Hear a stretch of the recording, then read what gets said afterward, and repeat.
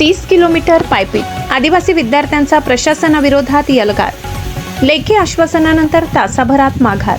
सटाणा येथील शासकीय आदिवासी मुलांच्या वसतिगृहातील विद्यार्थ्यांनी प्रशासनाच्या कथित हलगर्जीपणाविरोधात तब्बल 30 किलोमीटरची पायपीट करत सटाणा ते कळवण प्रकल्प कार्यालयावर भव्य मोर्चा काढला।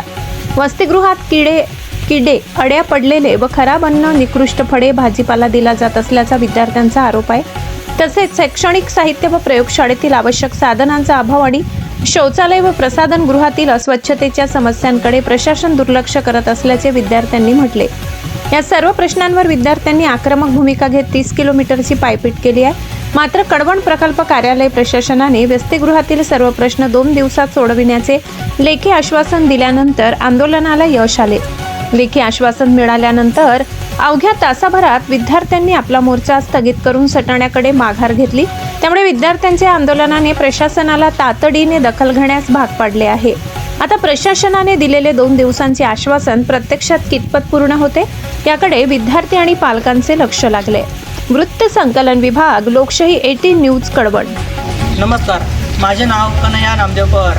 मी सटाण्याच्या हॉस्टेलला आदिवासी विकास विभागच्या हॉस्टेलला राहतो। तर आदिवासी विकास विभागच्या हॉस्टेलला काही प्रॉब्लेम होते, ते हॉस्टेलला सॉल्व्ह झाले नाही, म्हणून आम्ही थेट प्रकल्प अधिकाऱ्यांना भेटायला आलो। पण मॅम इथं नव्हत्या, तर त्यांचे जे काही सहकारी होते त्यांना आम्ही निवेदन दिलं आहे आणि मॅमसोबत पण बोलणं झालं आहे। तर आम्ही निवेदनमध्ये आमच्या समस्या मांडल्या आहेत, तर आम्हाला अपेक्षा आहे की आमच्या समस्या सॉल्व्ह होतील। सगळ्या म्हणजे बाथरूम हे स्वच्छ नसतात आणि वारंवार म्हणजे ज्या तक्रारी दिल्या आहेत आम्ही, तरी पण ते बाथरूम स्वच्छ नाही करतात। हॉस्टेलचे बाथरूम नीटनेटके राहत नाही, म्हणून त्यांचे बेसिनमध्ये तोंड धुवायला सुद्धा वाटत नाही मुलांना।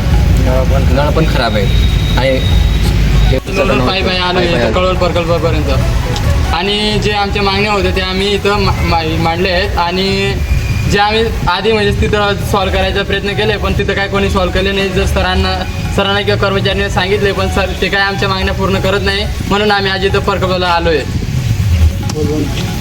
हॉस्टेलला आपल्याला स्कूल चांगले नाही, म्हणजे मुडलेलं आहे आणि वरून लायब्ररी पण मस्त त्याच्यात पुस्तके नाही आहेत।